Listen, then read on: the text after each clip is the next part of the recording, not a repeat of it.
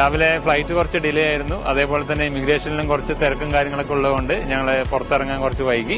അത് കഴിഞ്ഞ് ബ്രേക്ക്ഫാസ്റ്റ് എല്ലാം കഴിഞ്ഞ് സിറ്റി ടൂറിലെ കിങ് പാലസ്, അതേപോലെ വാർ മെമ്മോറിയൽ, അതേപോലെ ചോക്ലേറ്റ് ഷോപ്സ് എല്ലാം കഴിഞ്ഞ് ലഞ്ച് കഴിഞ്ഞ് ഞങ്ങൾ ഐപ്പിനായിരിക്കുകയാണ്.